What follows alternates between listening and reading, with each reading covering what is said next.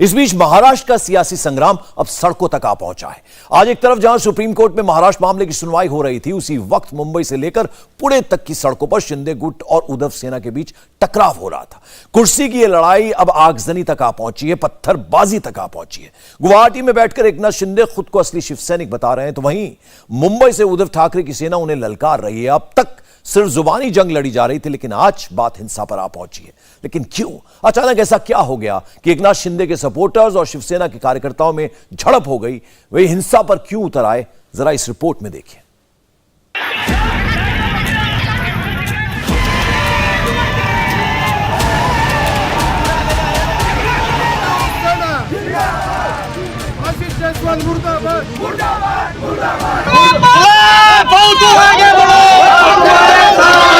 देश का नेता कैसा हो?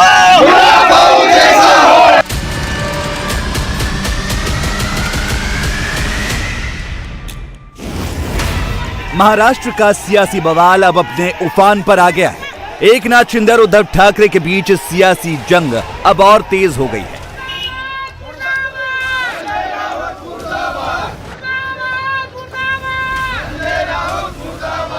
शिंदे गुट और उद्धव के समर्थक सड़कों पर उतर आए हैं।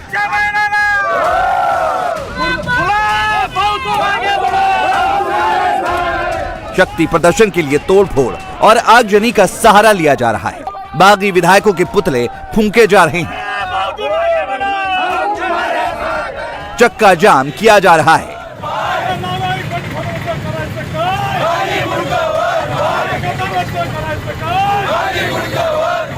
उद्धव ठाकरे और एकनाथ शिंदे के सपोर्टर्स अब सड़कों पर उतरकर अपनी ताकत का प्रदर्शन कर रहे हैं। आज महाराष्ट्र के विभिन्न इलाकों से झड़प की तस्वीरें सामने आई। कई जिलों में शिवसेना और शिंदे गुट के समर्थक आपस में भिड़ गए। कोल्हापुर, जलगांव, नागपुर, ठाणे, डोंबिवली और पुणे, इन 6 तस्वीरों को ध्यान से देखिए। एकनाथ शिंदे और उद्धव ठाकरे के समर्थकों में एक दूसरे के प्रति आक्रोश साफ देखा जा सकता है। दोनों ही गुट एक दूसरे को चैलेंज कर रहे हैं। असली शिव सैनिक बनने की होड़ सी मच गई है। सबसे पहले ठाणे चलते हैं। सुबह से ही एकनाथ शिंदे के घर के बाहर उनके सपोर्टर्स की भारी भीड़ थी। सैकड़ों की संख्या में शिंदे गुट के समर्थक अपने नेता के घर के बाहर एकजुट थे। शिंदे के समर्थकों के निशाने पर सिर्फ और सिर्फ संजय राउत है। पूरी कहानी का विलेन संजय राउत को ही बताया जा रहा है। महिला कार्यकर्ताओं में भी संजय राउत के प्रति आक्रोश साफ देखा जा सकता है। महिला कार्यकर्ता तो राउत को इस महाभारत का शकुनी बता रही हैं। देखो, ये अभद्र युति जिन्होंने की है और ये अभद्र युति करने वाले अपने अभद्र वाणी से शब्दों के तीर जो छोड़ रहे हैं संजय राउत जी है, उन्होंने पहले पक्ष का राजीनामा दे दो तो ये पक्ष जिंदा रहेगा। ये पक्ष जिंदा क्यों, आज ये वक्त क्यों आया है इन आमदारों के ऊपर? एक नहीं, दो नहीं, 50 आमदारों ने ये निर्णय लिया है इन लोगों की वजह से। यानी कि आपका कहना है संजय राउत देते, जो पक्ष प्रमुख से मिलने नहीं देते, संजय राउत नहीं मिलने देते, वही तो होता है ना।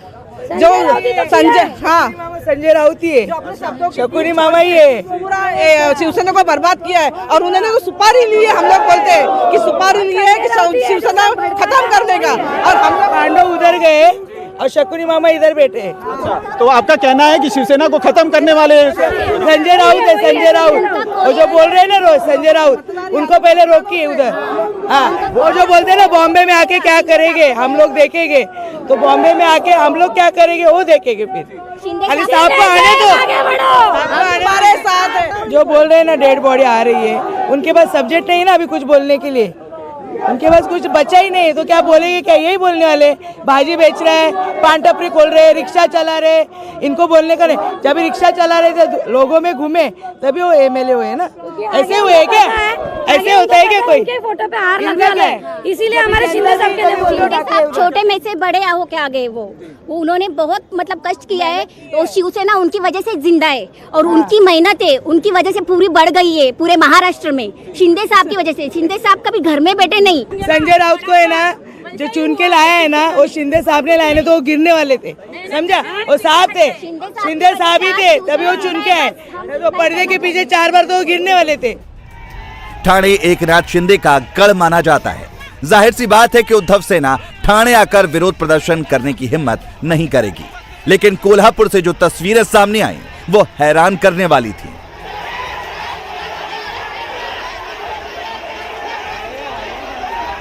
कोल्हापुर में उद्धव और शिंदे गुट के समर्थकों के बीच टकराव हो गया, पत्थरबाजी भी हुई। शिवसैनिकों ने बागी नेताओं के दफ्तर में तोड़फोड़ तक की। तो वहीं नागपुर में शिवसैनिकों ने बागी हो गए निर्दलीय विधायक आशीष जायसवाल के खिलाफ मार्च निकाला।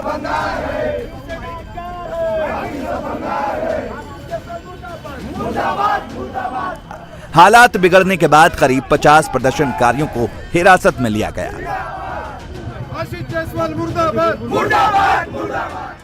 पुलिस ने प्रदर्शनकारियों को यहाँ पे हिरासत में लिया है और इन्हें लेकर वो पुलिस स्टेशन की तरफ के लेके जा रहे हैं। उन शिव सैनिकों का कहना है कि आने वाले वक्त पर अब देखा जाएगा कि आशीष जायसवाल किस तरीके से निर्वाचित होते हैं। पुणे में भी हालात कुछ ऐसे ही रहे। शिव सैनिकों ने मार्च निकालकर बागी विधायकों का विरोध किया। बागी विधायकों के पुतले फूंके गए, पोस्टर पर कालिक पोती गई। ये सारी तस्वीरें महाराष्ट्र के सियासी संकट को बयां कर रही हैं।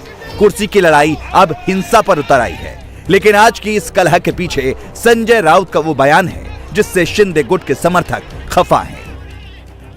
वो खुद बोल रहे हैं बाप बदलने की भाषा।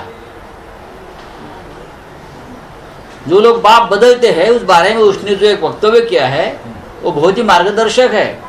वहां जो बैठे हैं गुवाहाटी में, उन सभी के लिए गुलाब पाटिल का जो मैंने एक स्पीच ट्वीट किया है वो बहुत ही मार्गदर्शक है। कैसे कैसे लोग अपना बाप बदल लेते हैं, बेईमान होते हैं, पार्टी में खाते हैं पीते हैं बड़े होते हैं और अपना बाप बदल लेते हैं। हम बाप बदलने वाले में से नहीं है। ये भाषा गुलाबराव पाटिल की है, हमारी नहीं है। जाहिर सी बात है, जिस तरह की भाषा का इस्तेमाल संजय राउत बागी विधायकों के लिए कर रहे हैं उससे शिंदे के समर्थकों में काफी गुस्सा है। संजय राउत का पुतला जलाया जा रहा है। एक नाथ शिंदे के समर्थकों से बात करने पर उनकी नाराजगी साफ साफ दिखाई दे रही है। जिस तरह से संजय राउत ने बागी विधायकों को लोभी करार दिया, उसके बाद से ही शिंदे के समर्थकों में आक्रोश है। गद्दार होते तो एक दो जाते, पूरी पार्टी थोड़ी आती। पूरी पार्टी अगर हमारे साथ है तो असली शिवसेना हमें ही ना। लेकिन संजय राउत का कहना है कुछ ईडी के डर से, कोई सीबीआई के डर से, कोई इनकम टैक्स के डर से, कोई पैसे के जो है दम पर उनको डराया गया है, उनको जो है लालच दी गई है, इस वजह से इकट्ठा हो गए। अरे हम लोग शिवसेना वाला गरीब आदमी है। हमारे आमदर का पास फंड नहीं, कुछ नहीं, खाने का वादा नहीं, साइकिल से चलते हैं। कहाँ से ईडी आएगा, कहाँ से क्या आएगा? हम लोग गरीब लोग है भाई। हाँ, लेकिन हम लोग खाली शिवसेना हिंदुत्व के लिए लड़ेंगे, मरेंगे। अयोध्या में 3 बार जाके आए हम लोग और बाबरी मस्जिद तोड़े। हम लोग लड़ने वाले हैं, हम लोग सैनिक है, हम पैसा कमाने वाले का कार्यकर्ता नहीं है। हमारे नेता भी वैसे ही सज्जन है। वहीं एक नाथ शिंदे के बेटे और सांसद श्रीकांत शिंदे ने भी संजय राउत पर पलटवार किया। श्रीकांत शिंदे ने इंडिया टीवी से बात करते हुए संजय राउत को आत्ममंथन करने की सलाह तक दे दी।